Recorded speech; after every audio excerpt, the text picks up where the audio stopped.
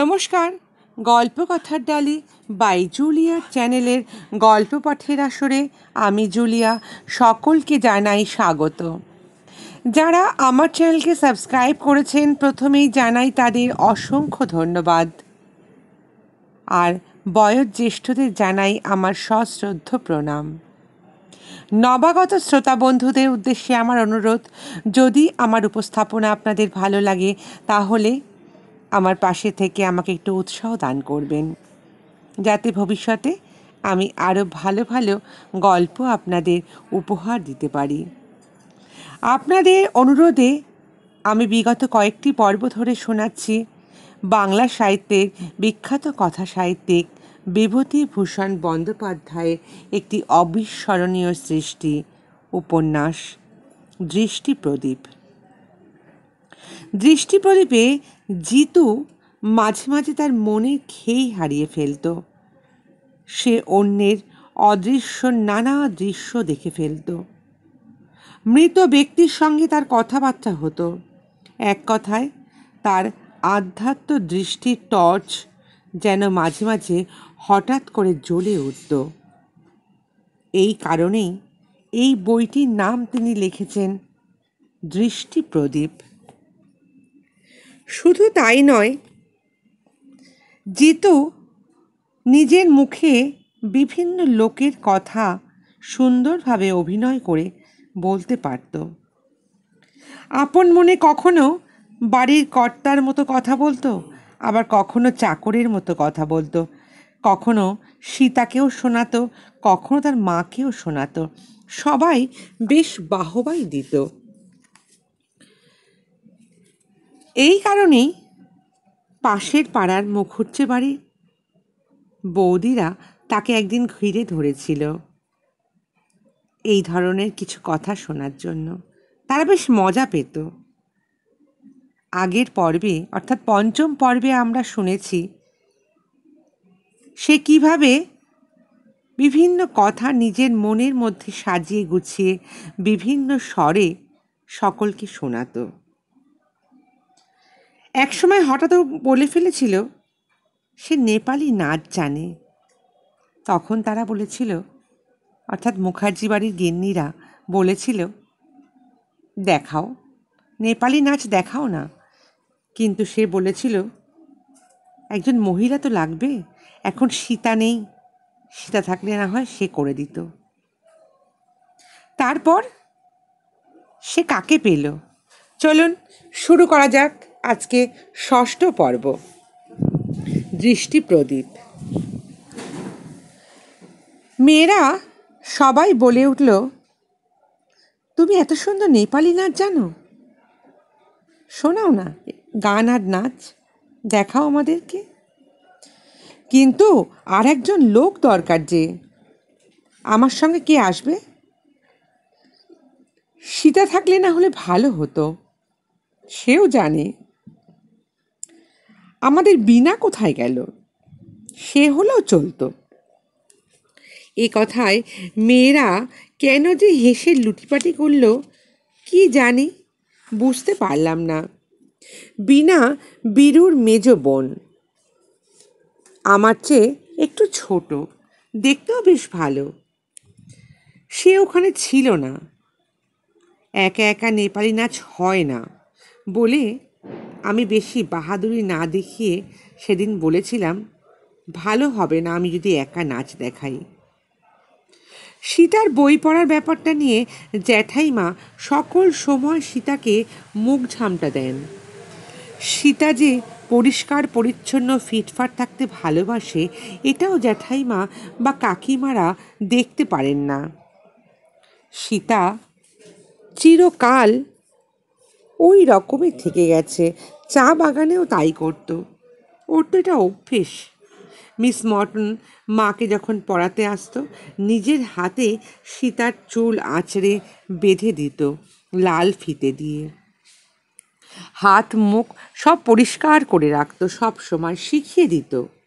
এখানে এসে সীতার দুখানার বেশি তিনখানা কাপড় জোটেনি কোনো সময়, জামা তো নেই।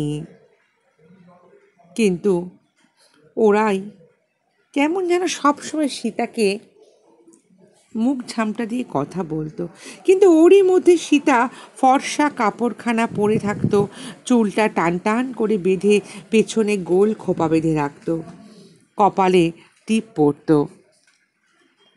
এ গায়ের এক পাল অসভ্য অপরিষ্কার ছেলে মেয়েদের মধ্যে ওকে যেন সম্পূর্ণ অন্য রকমের দেখাতো। যে কেউ দেখলেই বলতে পারে যে ও এ গায়ের মেয়েই নয়, এ অঞ্চলে সে কখনো থাকতো না, সে যেন সম্পূর্ণ নতুন বলে মনে হয় এই গ্রামের মধ্যে। দুটো জিনিস সীতা খুব ভালোবাসে ছেলেবেলা থেকেই, সাবান আর বই। আর এখানে এসে পর্যন্ত ঠিক এই দুটো জিনিস ওর মেলে না। এ বাড়িতে সাবান খুব একটা কেউ ব্যবহার করে না। কাকিমাদের বাক্সে সাবান হয়তো আছে, কিন্তু সে বাক্স সাজানো হিসেবে আছে। যেমন তাদের বাক্সে কাঁচের পুতুল আছে, চীনামাটির হরিণ, খোকা পুতুল, উট আছে, তেমনি। তবুও সাবান বরং খুঁজলে মেলে এই বাড়িতে, কিন্তু ব্যবহার করুক বা না করুক, বই খুঁজলে একদম পাওয়া যাবে না। দুখানা বই ছাড়া, নতুন পাঁজি আর সত্যনারায়ণের পুঁথি। আমরা তো চা বাগানে যখন থাকতাম, সে তো বাংলাদেশেরই একটা জায়গা, তবুও আমাদের বাক্সে অনেক রকম বই থাকতো। নানা রকমের ছবিওয়ালা বই, যিশুর গল্প, পরিত্রাণের কথা, জবের গল্প, সুবর্ণ বণিক পুত্রের কাহিনী, আরও কত কি বই। এর মধ্যে মিশনারি মেমেরা অনেক দিয়েছিল আমাদের। আবার বাবাও কলকাতা থেকে ডাকে আনাতেন কিনে। সীতার জন্য এনে দিয়েছিলেন কঙ্কাবতী, হাতেম তাই, হিতোপদেশের গল্প। আমার জন্য একখানা ভূগোল পরিচয় বলে বই আর একখানা ঠাকুরদাদার ঝুলি। আমি গল্পের বই পড়তে ভালোবাসি না। দু তিনটে গল্প পড়ে আমার বইখানা ভাল লাগতো না, আমি সীতাকে দিয়ে দিয়েছিলাম। আমার ভালো লাগে যীশুখ্রিস্টের কথা পড়তে, পর্বতে যিশুর উপদেশ, যিশুর পুনরুত্থান, অপব্যয়ী পুত্রের প্রত্যাবর্তন, এসব আমার বেশ লাগে। এখানে ওসব বই পাওয়া যায় না, তাই পড়ি না। যিশুর কথা এখানে কেউ বলেও না। একখানা যীশুখ্রিস্টের রঙিন ছবি আমার কাছে আছে, মিস মর্টন দিয়েছিলেন। সেখানে আমার বড় প্রিয়, মাঝে মাঝে বার করে দেখি। হিন্দু দেবতার কোনো মূর্তি আমি দেখিনি। জ্যাঠামশাইয়ের বাড়িতে যে পুজো করেন তার গোল একটা পাথরের নুড়ি আমি দেখেছি। এই গ্রামে দুর্গাপুজো হয় না, ছবিতে দুর্গা মূর্তি দেখেছি। ভালো বুঝতে পারি না, কিন্তু একটা ব্যাপার হয়েছে এর মধ্যে। চৌধুরী পাড়ার বড় পুকুর ধারের পুকুর গাছে পাড়ে যে পাকুর গাছটা আছে, তার তলায় কালো পাথরের একটা দেবমূর্তি গাছের গুঁড়িতে ঠেসান দেয়া আছে। আমি একদিন দুপুরে পাকুড়তলা দিয়ে যাচ্ছি, বাবা তখন বেঁচে আছেন, কিন্তু তার খুব তখন অসুখ। ওই সময় মূর্তিটাকে আমি প্রথম দেখি। জায়গাটা খুব নির্জন ছিল, পাকুড় গাছের ডালপালা, পিছনে অনেকখানি নীল আকাশ, মেঘের একটা পাহাড় দেখতে পাচ্ছিলাম, ঠিক যেন বরফে মোড়া কাঞ্চনজঙ্ঘা। একটা হাত ভাঙা যদিও, কিন্তু কি সুন্দর যে মুখ মূর্তিটার, কি অপূর্ব গড়ন। আমার হঠাৎ মনে হলো এই পাথরের মূর্তির পবিত্র মুখের সঙ্গে ক্রুশবিদ্ধ যীশুখ্রিস্টের মুখের একটু মিল আছে। কেউ ছিল না তাই দেখিনি। আমার চোখে জল এসে গেল। আমি এক দৃষ্টে মূর্তিটার মুখের দিকে চেয়ে বসেছিলাম। ভাবলাম, জ্যাঠামশাইয়ের পাথরের নুড়ি পুজো করে কেন? এমন সুন্দর মূর্তির দেবতা কেন কিনে নিয়ে যায় না পুজো করার জন্য? তারপর শুনেছি ওই দিঘি খুঁড়বার সময় নাকি আজ প্রায় 25 বছর আগে মূর্তিটা হাত ভাঙা অবস্থায় মাটির তলা থেকে পাওয়া গেছিল। সীতাকে নিয়ে গিয়ে দেখিয়েছিলাম একবার। একবার সীতা জবা, আকন্দ, ঝুমকো ফুলের একছড়া মালা গেঁথে ওই মূর্তিটার গলায় পরিয়ে দিয়েছিল। অমন সুন্দর দেবতাকে আজ 25 বছর অনাদরে গ্রামের বাইরে এই পুকুর পাড়ে অমন করে কেন যে ফেলে রেখেছে এরা কে জানে। একবার একখানা বই পড়লাম। বইখানার নাম চৈতন্য চরিতামৃত। এক জায়গায় একটা কথা পড়ে আমার ভারী আনন্দ হলো। চৈতন্যদেব ছেলেবেলায় একবার আস্তা করে এঁঠো হাঁড়ি কুড়ি যেখানে ফেলা হয় সেখানে গিয়েছিলেন। সেই জন্য তার মা শচীদেবী খুব বকেছিলেন তাকে। চৈতন্যদেব বলেছিলেন, মা, পৃথিবীর সর্বত্রই তো ঈশ্বর আছেন, ওই আস্থা করেতেও তো ঈশ্বর আছেন। ঈশ্বর যেখানে আছেন সে জায়গা অপবিত্র হবে কি করে? ভাবলাম জ্যাঠাইমার বিরুদ্ধে চমৎকার একটা যুক্তি পেয়েছি। তাদের ধর্মের বইয়ের চৈতন্যদেবের অবতার এটা তো লেখা আছে নাকি, তারই তো মুখ এই ঠাকুর। জ্যাঠাইমাকে একদিন বললাম কথাটা। বললাম, জ্যাঠাইমা, আপনি যে বাড়ির পিছনে বাঁশবনে গেলে কি শেওড়া গাছের কাপড় থেকলে হাত পা না ধুয়ে কাপড় না ছেড়ে ঘরে ঢুকতে দেন না, চৈতন্য চরিতামৃতে কি লিখেছে জানেন? চৈতন্যদেবের সে কথাটা বলবার সময় আনন্দে মন আমার যেন ভরে উঠল। এমন নতুন কথা, এত সুন্দর কথা আমি কখনো শুনিনি। ভাবলাম জ্যাঠাইমা বই পড়েন, কিন্তু তারপরেই ভাবলাম জ্যাঠাইমা তো বই পড়েন না, তাহলে এই সুন্দর কথা, ধর্মের কথা উনি জানবেন কি করে? আমার মুখে শুনে জেনে নিশ্চয়ই নিজের ভুলটা বুঝতে পারবেন। জ্যাঠাইমা বললেন, তোমাকে আর আমাকে শাস্ত্র শেখাতে হবে না বাচ্চা, 3 কাল গিয়ে আমার 1 কাল ঠেকেছে। উনি এসেছেন এখন আমাকে শাস্ত্র শেখাতে। হিঁদুর আচার আচরণ ব্যবহার কিচ্ছু তো জানিস নে ছোঁড়া তোরা। তাই তো তুই আর তোর মা একদম ম্লেচ্ছ হয়ে গেছিস। তোরা বড় জানিস, তোর বাবা খুব বড় জানতো তো তাই। আমি অবাক হয়ে গেলাম, জ্যাঠাইমা এমন সুন্দর কথা শুনে চটলেন কেন? তাছাড়া আমি নিজে কি কিছু বলেছি নাকি? আগ্রহের সুরে বললাম, আমার কথা নয় জেঠিমা, এটা এটা চৈতন্যদেব বলেছিলেন তার মা শচী দেবীকে। চৈতন্য চরিতামৃতে এটা লেখা আছে, দেখাবো বইখানা আপনাকে। খুব তক্কবাজ হয়েছ না? থাক থাক থাক, আমাকে আর দেখাতে হবে না। তোমার কাছে আমি গুরুমন্ত্র নিতে যাচ্ছি নে। এখন যাও যাও, আমার সামনে থেকে বিদেয় হও, আমার অনেক কাজ আছে। তোমার তক্ক শোনবার মতো আমার সময় নেই।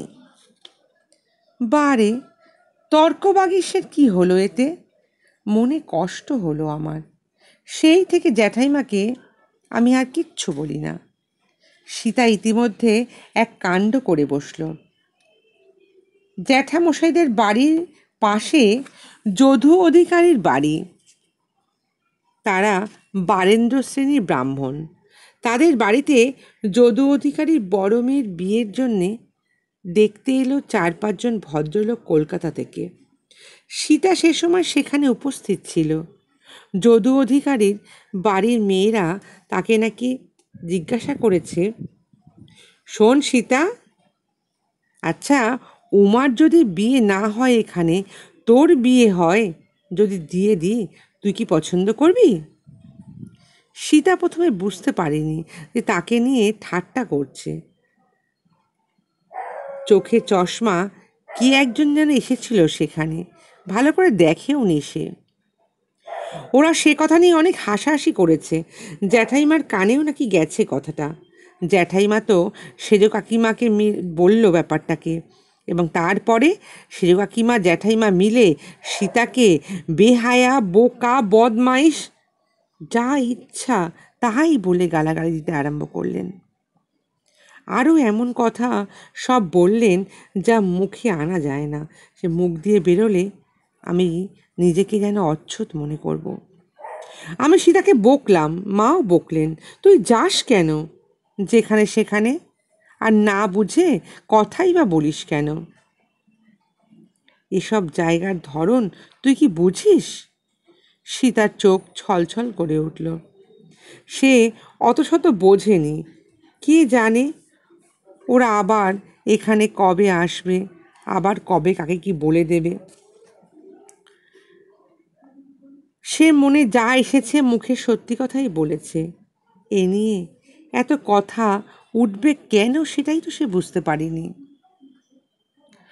পৌষ মাসের শেষে আমাদের বাড়ি সরগরম হয়ে উঠল। শুনলাম ওদের গুরুদেব নাকি আসবেন, তাই চিঠি দিয়েছেন। ওই গুরুদেবের কথা আমি এদের বাড়িতে এর আগে অনেক শুনেছি। জ্যাঠামশাইয়ের ঘরে তার একটা বড় বাঁধানো ফটোগ্রাফও দেখেছিলাম। গুরুদেব চেয়ারে বসে আছেন, জ্যাঠামশাই জ্যাঠাইমা দুজন দুদিকে মাটিতে বসে তার পায়ে পুষ্পাঞ্জলি দিচ্ছেন। অনেক দিন থেকে ছবিখানা দেখে গুরুদেব সম্বন্ধে আমার মনে একটা কৌতূহল জন্মেছিল। কীরকম লোক একবার দেখার আমার খুব ইচ্ছা হলো। স্টেশন থেকে আনতে লোক গিয়েছিল। একটু বেলা হলে দেখি দাদা এক ভারী মোট বয়ে নিয়ে আসছে। পেছনে ব্যাগ হাতে জ্যাঠামশায়ের কৃষাণ নিমু গোয়ালা আসছে। গুরুদেব হেঁটে আসছেন, রংটা কালো, মাথার সামনের দিকে টাক, গায়ে চাদর, পায়ে চটি। আমার জ্যাঠতো খুড়তো ভাই বোনেরা দরজার কাছে ভিড় করে দাঁড়িয়েছিল। পায়ের ধুলো নেওয়ার জন্য তাদের মধ্যে কড়াকড়ি পড়ে গেল। আমি এগিয়েও গেলাম। পায়ের ধুলো একবারের জন্য আমি নিলাম না, শুধু একটু দেখতেই গেছিলাম পিছন থেকে। জ্যাঠাইমা গুরুদেবের পা নিজের হাতে ধুইয়ে আঁচল দিয়ে মুছিয়ে দিলেন। খুঁড়িমারা বাতাস করতে লাগলেন। ছেলেমেয়েরা তাকে ঘিরে দাঁড়িয়ে রইল। তিনি সেজ খুঁড়িমাকে জিজ্ঞাসা করলেন, বৌমা, ছেলেটি, তোমার যে ছেলেটা তোতলা ছিল তার তোতলামিটা ছেড়েছে? মেজ খুঁড়িমা বললেন, গোষ্ঠ মানে মেজ কাকার নাম, আজকাল কি বাদার কাছারি থেকে গরমের সময় একদম আসে না জানেন। কতদিন আগে একবার এসেছিল, তারপর তো আর আসেনি। বাড়ির ছেলে মেয়েদের একে একে ডেকে মাথায় হাত বুলিয়ে আদর করলেন, দু একটা কথা জিজ্ঞাসা করলেন। কিন্তু দাদা যে অত বড় ভারী মোটটা বয়ে নিয়ে এলো স্টেশন থেকে, সেও তো ওখানে দাঁড়িয়েছিল, তাকে একটা মিষ্টি কথাও বললেন না। আমার খুব রাগ হলো। তিনি কি ভেবেছেন দাদা এবাড়ির চাকর? তাও ভাবা অসম্ভব নয়, এই জন্যে যে ওখানে কতগুলো নিজের বাড়ির ছেলেপিলেরাই তো ভিড় করে থাকে। ওখানে যতগুলো ছেলে মেয়ে দাঁড়িয়ে ভিড় করে আছে তাদের মধ্যে দাদার রূপ সকলের থেকে চোখকে কিন্তু আকৃষ্ট করার জন্য। একদম এ গায়ে দাদার মতো রূপবান বালক একটাও নেই। শুধু এবারই কেন, কোথাও নেই। আশা করে দাঁড়িয়ে আছে একটা ভালো কথা অন্তত তার সঙ্গে কেউ বলবে। গুরুদেবের জন্যই বিকেলে বাড়িতে কত কি খাবার তৈরি হলো। মেজ খুড়িমা, সুদূর মা, জ্যাঠাইমা সবাই মিলে ক্ষীরের, নারকোলের, ছানার কী সব তৈরি করলেন। মাঝে এসব কাজের ডাক পড়ল মায়ের। সব সময় তো ডাক পড়ে না, কিন্তু দেখে একটু অবাক হলাম। সুদূর মাকে কিন্তু ওরা বারবার ডাকছিল। মা আর সুদূর মার ওপর যত কাজের ভার এ বাড়িতে। সুদূর মার অদৃষ্ট ভালো হয়েছে এখন দেখতে পাচ্ছি। গুরুদেব সন্ধ্যাহ্নিক সেরে বাইরে এলে তাকে যখন খাবার দেয়া হলো তখন সেখানে বাড়ির ছেলেমেয়েরা সবাই ছিল, আমরাও ছিলাম, কিন্তু হিরণ দিদি আর সেজু কাকিমা সকলকে সেখান থেকে তাড়িয়ে দিলেন। গুরুদেব বললেন, কেন ওদের যেতে বলছো বৌমা? থাক না, ছেলেপিলেরা গোলমাল করেই থাকে, একটু ওদের কিছু বলো না। গুরুদেব 3-4 দিন রইলেন। তার জন্যে সকাল বিকেল নিত্য নতুন কি খাওয়া দাওয়ার এলাহি ব্যবস্থা! পিঠে, পায়েস, সন্দেশ, ছানার পায়েস, ক্ষীরের ছাঁচ, চন্দ্রপুলি, লুচি। তিনি তো খেতে পারতেন না, আমরা বাদে বাড়ির অন্য ছেলেমেয়েরা তাদের পাতে যে সমস্ত প্রসাদ থাকতো সব পেত। তিনি জল খাবার খেয়ে উঠলে তার রেকাবি বা থালায় যা যা পড়ে থাকতো কাকিমারা ডেকে ছেলে মেয়েদের সব ভাগ করে দিতেন। আমরা সেখানে থাকতাম না, কারণ প্রথম দিকে ছেলেমেয়েরা সেখানে থাকলে কাকিমারা না বকতেন। তারপর গুরুদেবের খাওয়া হয়ে গেলে যখন তাদের ডাক পড়তো তখন বাড়ির ছেলেরা কাছাকাছি থাকতো বলে তারাই যেত। আমি কারুর পাতের জিনিস খেতে একদম পছন্দ করতাম না, এই জন্যই আমি যেতাম না। ওরা ডেকেও কোনো খাবার জিনিস আমাদের কোনো দিন দিতেন না, কিন্তু মনে মনে আমি হতাশ হলাম। আমি একেবারে যে আশা করিনি তা নয়, ভেবেছিলাম গুরুদেব এলে আমরা সবাই হয়তো একটু ভালো মন্দ খাবার খাবো। সন্ধ্যাবেলায় বেশ শীত পড়েছে। গুরুদেব আমলকি তলায় কাঠের জলচৌকিতে কম্বল পেতে বসে আছেন, পায়ে সবুজ পাড় বসানো বালাপোষ। ছেলেমেয়েরা সব ঘিরে বসে আছে। একটু পরেই জ্যাঠাইমা, মেজো কাকিমা, সুদূর মা, হিরণ দিদি সবাই এলেন। গুরুদেবের খুব কাছে আমি কোনোদিন যাইনি। আমি গোয়াল ঘরের কাছে দাঁড়িয়ে আছি, ছেলেমেয়েরা গল্প শুনছে গুরুদেবের কাছে। আমার কিন্তু গল্পের দিকে মন নেই। আমার জানবার জন্য ভয়ানক কৌতূহল, গুরুদেব কী ধরনের লোক, তারা তো খাতির যত্ন আদর এরা কেন করে?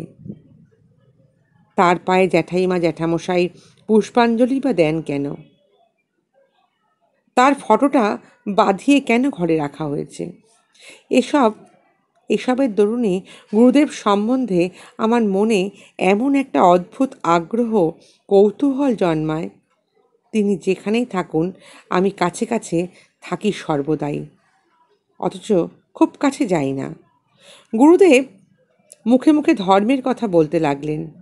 আমি আরেকটু এগিয়ে গেলাম ভালো করে শোনার জন্য। এসব কথা শুনতে আমার বড় ভালো লাগে। একবার কি একটা যোগ উপস্থিত, গঙ্গা স্নানে মহাপূর্ণ, সকল পাপ ক্ষয় হয়ে যাবে, স্নান করলেই নাকি মুক্তি। পার্বতী শিবকে বললেন, আচ্ছা প্রভু, আজ এই যে লক্ষ লক্ষ লোক কাশীতে স্নান করবে, সকলেই কি মুক্তি পাবে? শিব বললেন, না, তা নয় পার্বতী, চলো তোমায় দেখাবো। দুজনে কাশীতে এলেন মণিকর্ণিকার ঘাটে। শিব বৃদ্ধ ব্রাহ্মণের সব সেজে ঘাটের ধারে পড়ে রইলেন।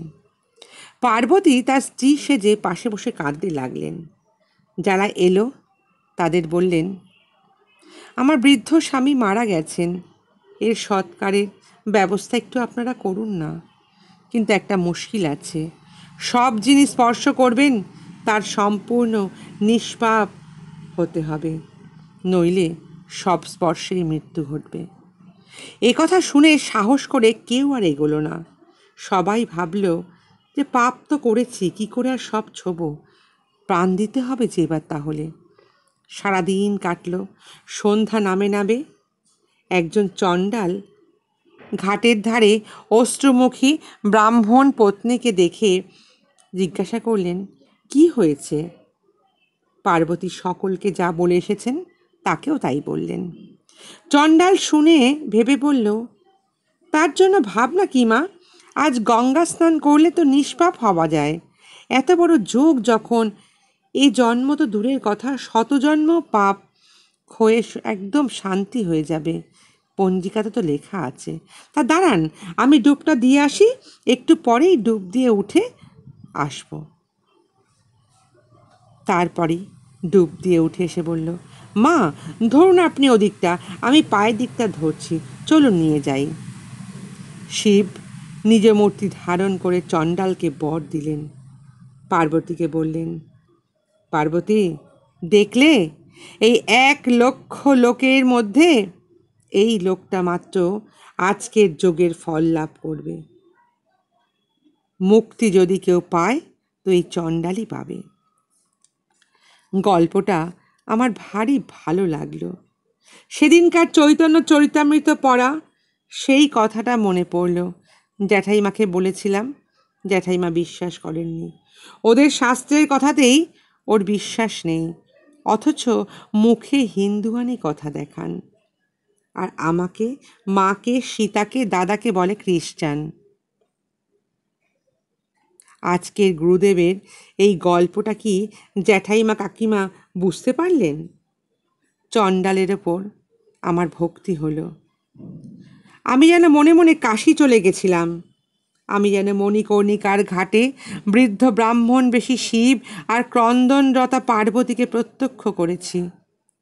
ও বছর বড়দিনের সময় মিশনারি মেয়েরা আমাদের রঙিন কার্ড দিয়েছিল, ছোট একখানা ছবিওয়ালা বই দিয়েছিল। তাতে একটা কথা সোনার জলে বড় বড় করে লেখা আছে, মনে পড়ল, তাহারা ধন্য যাহারা পরীক্ষায় উত্তীর্ণ হইয়াছে, কারণ তাহারা জীবন মুকুট প্রাপ্ত হইবে। তারপর দিন সন্ধ্যাবেলাতেই গুরুদেব আমলকিতলার আসন পেতে বসে গল্প বলছিলেন ছেলে মেয়েদের। একবার উঠে আহ্নিক করতে গেলেন, আবার এসে বসলেন। মেয়েরাও এলেন।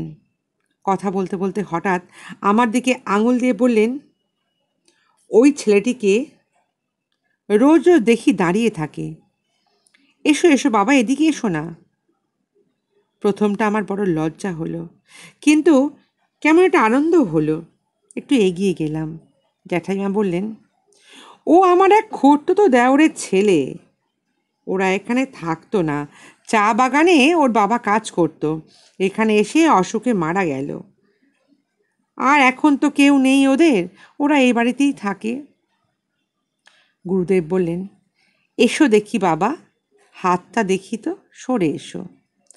তারপর জ্যাঠাইমাদের দিকে চেয়ে বললেন, খুব লক্ষণযুক্ত ছেলে, এর বয়স কত? আমার লক্ষণযুক্ত বলাতে, বিশেষত অত ছেলের মাঝখান থেকে জ্যাঠাইমা কাকিমারা নিশ্চয়ই খুশি মনে মেনে নেননি সেটাকে। জ্যাঠাইমা প্রমাণ করার চেষ্টা করলেন আমার বয়স নাকি 15 বছর। আমি ওর ছেলে, হাবুর চেয়েও নাকি বয়সে 1.5 বছরের বড়। আসলে আমার বয়স 13 বছর। ওনার ছেলেই আমার থেকে বয়সে বড়। স্কুলে তার বয়স লেখানো আছে, তাই ধরেই আমি বলছি। তারপর গুরুদেব আমায় জিজ্ঞাসা করলেন, কি পড়ো বাবা? আমি কোন ক্লাসে পড়ি বললাম। ধাতুরূপ কতদূর পড়েছ? লং লেট বোঝো? এই শোনো একটি শ্লোক, বলে একটা শ্লোক শোনালেন। হেসে বললেন, কত রকম ধাতুর এখানে ব্যবহার শ্লোকটায় জানো? এ হলো ভট্টিকাব্যের শ্লোক। আমার বেশ ভালো লাগলো। গুরুদেবও তাহলে শ্লোক জানেন? আমি এর আগে সংস্কৃত শ্লোক বেশি শুনিনি। চা বাগানে কেউ বলতো না, শ্লোকটা আমি মুখস্থ করে নিলাম। একদিন তিনি বাড়ির পাশের মাঠে শুকনো পাতা দিয়ে আগুন জ্বেলেছেন। আমায় দেখে বললেন, এসো জিতু। আমি বললাম, কি করবেন আগুন জ্বেলে? তামাক পোড়াবো। আমি বললাম, আমি পুড়িয়ে দিচ্ছি। গুরুদেব অনেক সংস্কৃত শ্লোক জানেন, আমাকে তখন আবার শোনালেন। এবার মনে হলো আমার নিজের কথা, যা কাউকে আমি বলতে পারিনি এখনো পর্যন্ত, তার কাছে খুলে বলি। আমার মনের সন্দেহ, আমার ওইসব অদ্ভুত জিনিস দেখার ব্যাপারটা, জ্যাঠাইমাদের সঙ্গে আচার ব্যবহার নিয়ে আমার মতটা না মেলা, সকলের ওপর ঠাকুর দেবতার সম্বন্ধে আমার যে অবিশ্বাস, এটাও আমায় বলতে হবে। এসব খুলে বলে তিনি কি বলেন একবার শুনি। তার ওপর এমন একটা শ্রদ্ধা বিশ্বাস হয়ে গেছিল আমার, যেন মনে হলো এর কাছে বললে উনি বোধহয় বুঝিয়ে আমার সব বলতে পারবেন। এত বড় লোক তো ইনি, এত পণ্ডিত মানুষ, কত কথা জানেন। কিন্তু সুবিধা হলো না। বলি বলি করেও বলতে আমার কেমন লজ্জা হলো। 3 দিন এরমভাবেই কেটে গেল। তারপর তিনি চলে গেলেন। আমার কিন্তু বলতে পারলেই ভালো হতো। একজন ভালো লোককে আমার সব কথা বলার দরকার, অথচ এখানে তেমন কোনো লোককে আমি বিশ্বাস করতে পারি না। কারোর ওপর আমার এতটুকু ভক্তি হয় না। তাই আমি আজকাল নির্জনে বসলেই অদ্ভুত সব জিনিস দেখতে পাই, যখন তখন। তার এখন আর সময় নেই, অসময় নেই, রাত নেই, দিন নেই। এই তো সেদিন বসে আছি জ্যাঠাইমাদের পুকুর ধারে বাগানে একলা একলা। হঠাৎ দেখি পুকুর পাড়ে আম গাছতলার ওপরে নীল আকাশে একটা মন্দিরের চূড়ো, প্রকাণ্ড মন্দির, রোদ লেগে চকচক করছে। সোনা না কি দিয়ে যেন বাঁধানো ছিল। মন্দিরের চারপাশের বাগানে চমৎকার গাছপালা, ফুল ফুটে আছে, অপূর্ব দেখতে, ঠিক যেন আমাদের সোনাদা চা বাগানের মতন অবস্থা। সন্ধ্যা হবে, তখন রাত নেমে আসছে। ওই জায়গায় বসেই আকাশ পেয়ে মনে হলো 3টে সুন্দরী মেয়ে, পরনে যেন শ্বেত চমড়ির লোমে বোনা সাদা চকচকে লুটিয়ে পড়া কাপড়, তারা উড়ে যাচ্ছে এক সারিতে। বোধহয় পুরো 5 মিনিট ধরে আমি দেখলাম এগুলো। তারপর রোদ চকচক করতে লাগলো, আর তাদের স্পষ্ট দেখতে পেলাম না, কোথায় মিলিয়ে গেল। ওপর দিকে যেতে যেতে আরও মিলিয়ে গেল। এরকম নতুন নয়, কতবার দেখেছি, প্রায়ই দেখি, 2-5 দিন অন্তর অন্তর দেখি। এখন দেখে দেখে আমার সঙ্গে কেমন যেন ব্যাপারটা সয়ে গেছে। আগের মতো এখন আর ভয় পাই না। কিন্তু একবার ভাবি, এ আমার কি কোনো রোগ হলো নাকি, নাকি আমার চোখ খারাপ হয়ে গেছে? এসব কি দেখি আমি?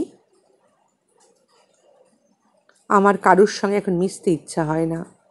এই জন্যই যে সে হয়তো আমাকে ভুল ভাববে, সে আবার হয়তো অন্য কিছু ভাববে, হয়তো হাসবে, হয়তো লোককে বলে দেবে।